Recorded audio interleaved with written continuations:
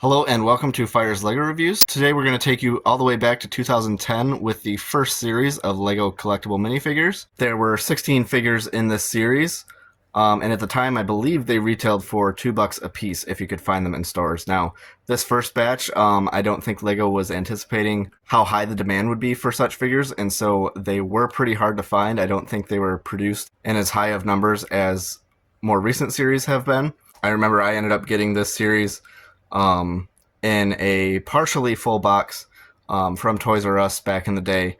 Some figures had been taken out already, but luckily I was able to get at least one of every figure from the series in that box. So this is the paper insert that was included with those figures. I don't have the actual packaging handy to show you, but it's pretty much standard minifigure packaging, but this is the insert.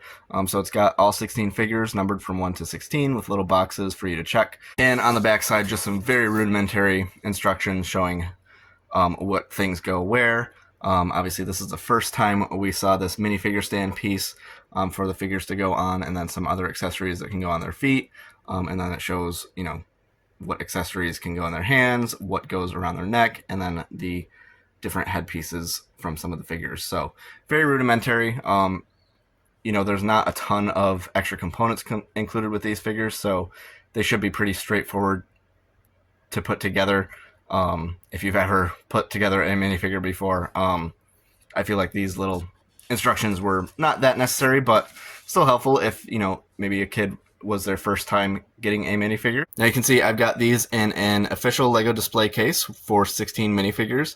I'm going to take these out and look at them individually, give my thoughts on them, show you, the detail that was included. Now, obviously, this being the first series, they were highly detailed for the time, but compared to more modern series, obviously they're very lacking in detail, but I'm just going to look at these in comparison with each other and what was available at the time. And then I'm going to give you a rating on each of them. And I'm also going to look at them in order from my least favorite to favorite. Up first, we're going to look at the Ninja. Now, this was originally not my least favorite of the series, but looking back at all the designs, this was really undoubtedly the worst figure of the series. You can see there's no printing on his legs, so just plain black legs there. Plain black arms, no printing there. The torso is really not much different than what you might get with a Return of the Jedi Luke Skywalker figure, of which there have been plenty.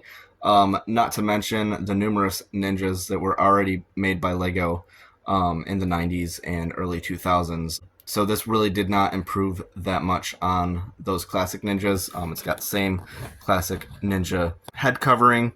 He does have a golden katana, which I believe was unique for the time, but also not super realistic.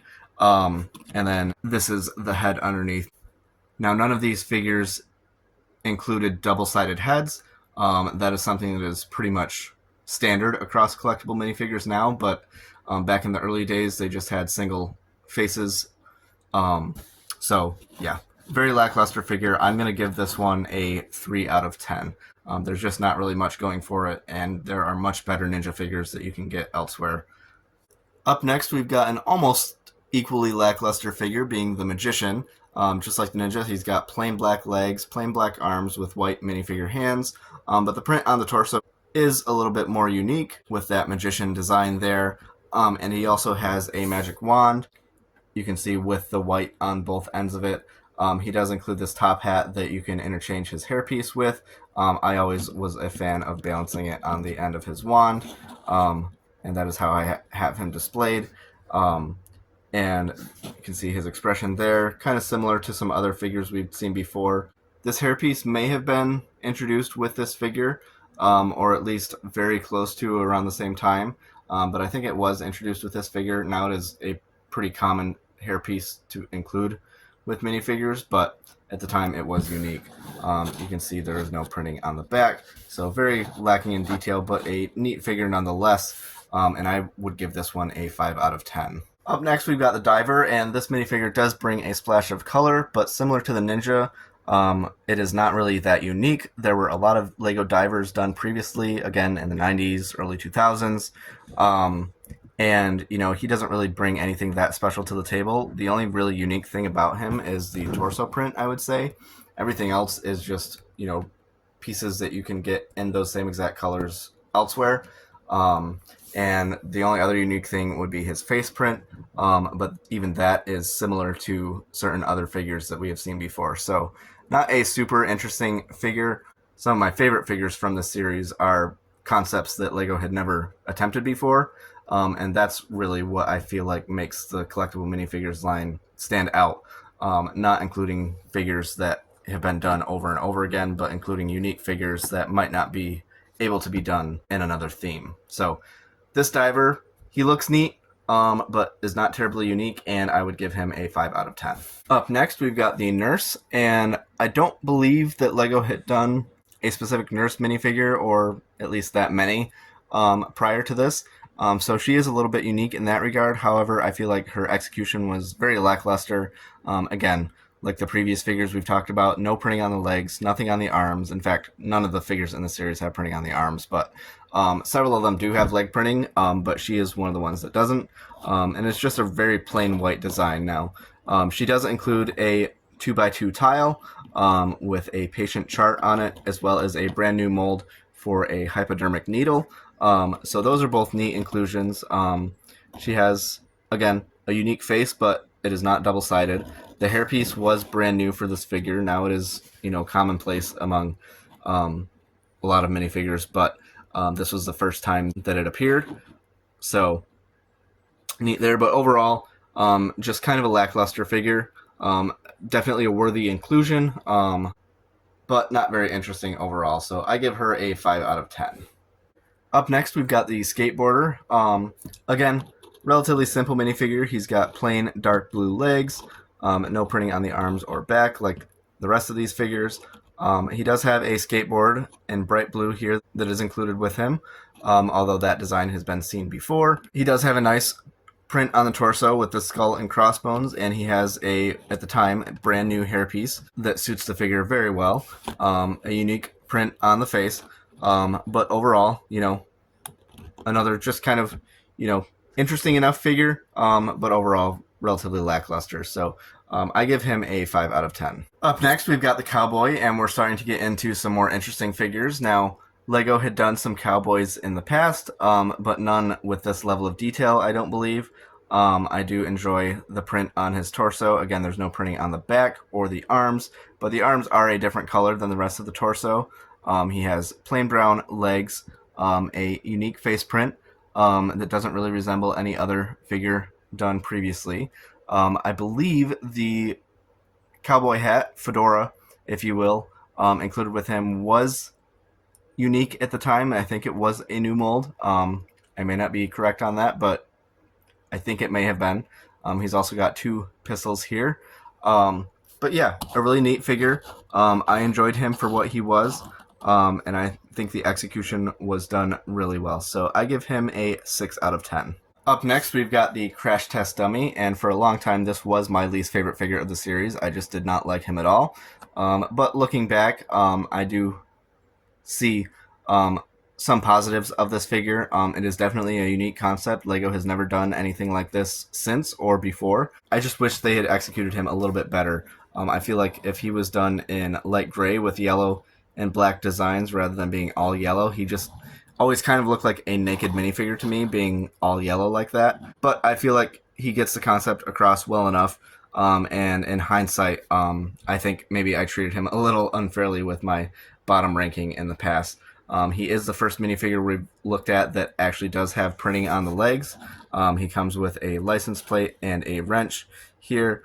And yeah, overall, still not one of my favorites, but I do appreciate him a little bit more now than I once did. So I give him a 6 out of 10. Up next is the Spaceman, kind of a modern update of the classic Spaceman from LEGO. He does have printing on the legs and the torso. It looks fantastic. And he has a brand new mold for the helmet, at least at the time. It was reused on some other space-themed figures after this. But the blaster mold that he has was also brand new at the time, featuring kind of a lightsaber piece to represent the ray being blasted out. And yeah, I think the one thing that takes away from this figure is the fact that he was done in plain white instead of a more vibrant color, or any color at all, that is. But overall, I feel like the execution was really well. He's got that classic space logo on his torso there, that brings in the nostalgia. And, this was definitely the beginning of some really great things to come for space figures and the collectible minifigures line. So I give this figure a 7 out of 10. Up next, we have a figure that is very popular among Castle fans, that being the Forestman. He was the first Forestman figure to be made, I think, since probably the 90s at the time. So kind of a modern update on that figure. And I think this figure would fit in well with even current Castle sets. He does have plain legs, but he has a great print on the torso, at least on the front. His arms are different color than the bright green of the torso.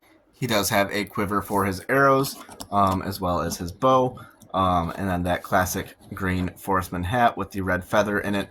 A unique face print that is very suiting of a Forestman figure, and I think this figure was executed really well. The only thing that I think could have made it better would have been to have printing on the legs. But again, I feel like he would fit in great with the current slate of castle-themed sets that LEGO has been coming out with. And, a really fantastic figure for the time, especially. So I give this figure a 7 out of 10. Up next is a figure that we have seen versions of before, this being the Tribal Hunter. We had seen several Native American figures depicted in the classic Wild West LEGO themes. And I feel like this one wasn't really offering a ton more than those classic figures, but he does have a fantastic print on both the legs and the torso, which is why I rank him a little bit higher, especially for that leg printing, and even the waist printing there, which not a lot of figures in this series have. Just like the Forestman, he comes with a quiver for his bows and an arrow. Same exact design, same color, classic LEGO pieces there. He's got the same classic hairpiece that similar figures used in the old Wild West theme, and the same design for the feathers in the back of his hairpiece. He does have a unique face print, just like all the figures in the series.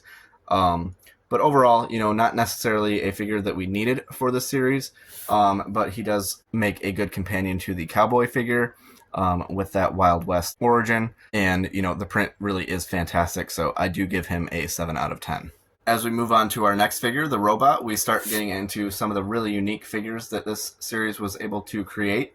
And, this is a really awesome design. LEGO had never done anything like this before.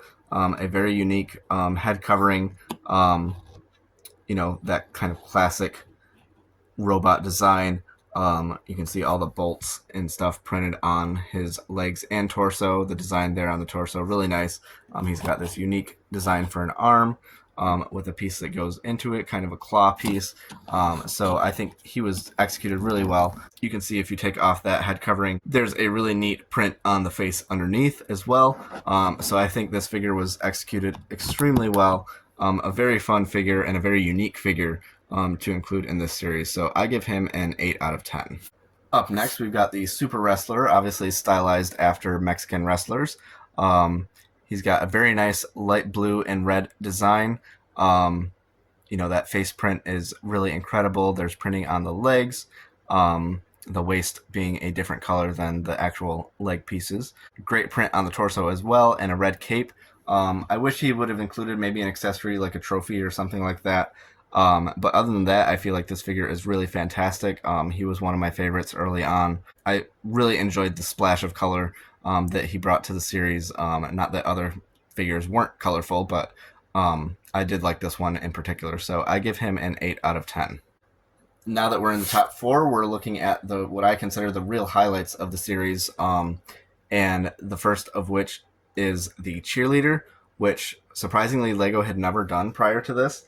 Despite having a lot of different sports sets in the past, they had never done any Cheerleader figures. So this one was executed very well. You can see there's printing even on the side of her legs there, and you can see the front of the legs with the skirt going down there. There's even printing on the middle of that waist piece as well. So a lot of detail there that wasn't present on a lot of these figures. Great printing on the torso, a unique face print. At the time, this hairpiece was unique as well, and the pom-poms were also a brand new mold introduced with this figure, done. I don't think they were dual molded at the time, but done in white with the blue printing on them. It really looks fantastic, and this was an incredible figure. One of the highlights of the series when images of it first came out. A lot of people were very excited about this figure to be able to use in their city displays and city mocks and sports things and things like that. So this figure definitely a standout. I would give her a 9 out of 10. Up next, we've got the Caveman, which again was a brand new concept for the series. LEGO had never done a Caveman before. They haven't really done anything similar since either.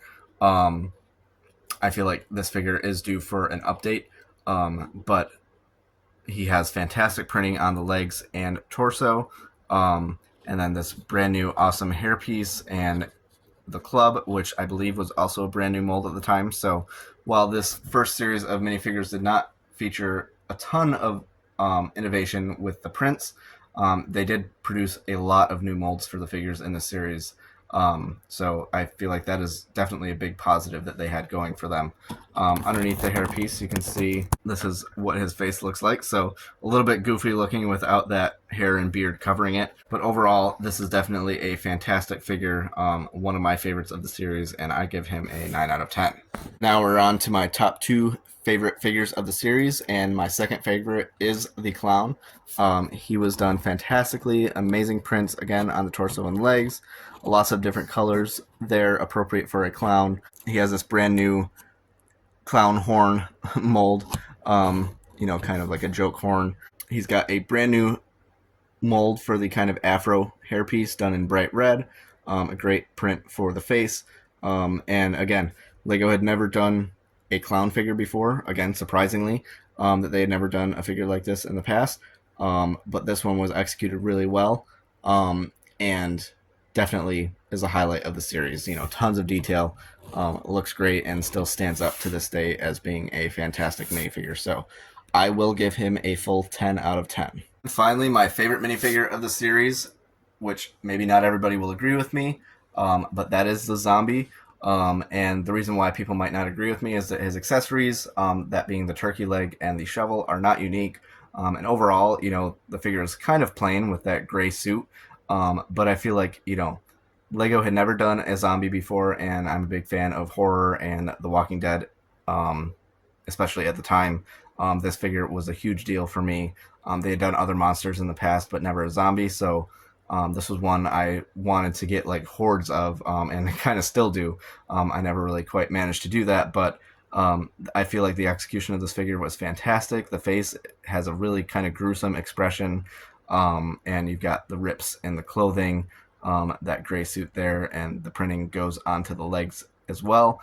And yeah, when I first saw pictures of this series, this was the figure that stood out for me, and it still remains one of my favorite collectible minifigures that LEGO has done to this day. Even though it may be relatively plain, doesn't have much going for it in the way of accessories, but just the concept of the figure itself is really fantastic, and I feel like he stands above some of the other LEGO zombies that LEGO has done since then. He just has a really great look, kind of a classic zombie look, and I would definitely give him a 10 out of 10, being my favorite of this series. Overall, I would give the lineup of this series a 7 out of 10. I feel like they had a great mix of classic figures kind of redone, as well as brand new concepts that they had never done before. There's a lot of great splashes of color in this series, which I think kind of contributes to my overall opinion of kind of how a series looks altogether. But, these were not perfect figures, being the first series at the time. But I feel like they did do a really good job of selecting different types of figures for the series, and came out of the gate really strong with a lineup here. So I feel like 7 out of 10 for the overall lineup is fair, given what figures we got in the series.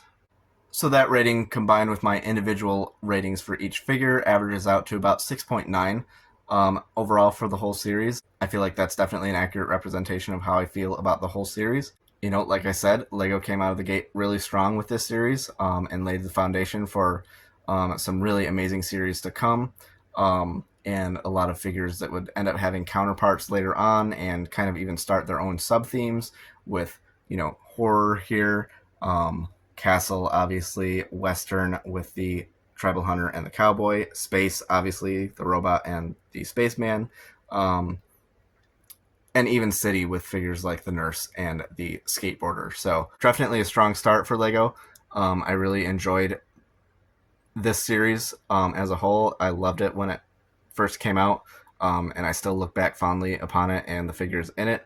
So if you enjoyed this review, please give the video a like and subscribe to my channel for more content in the future. I'm planning on reviewing all of the old collectible minifigure series up until modern day. I have some of the newer series reviewed already, but I'm hoping to go back and review all the old ones as well, and give you my thoughts on those. So if you have any questions or comments about the review or this series in particular, feel free to leave a comment down below.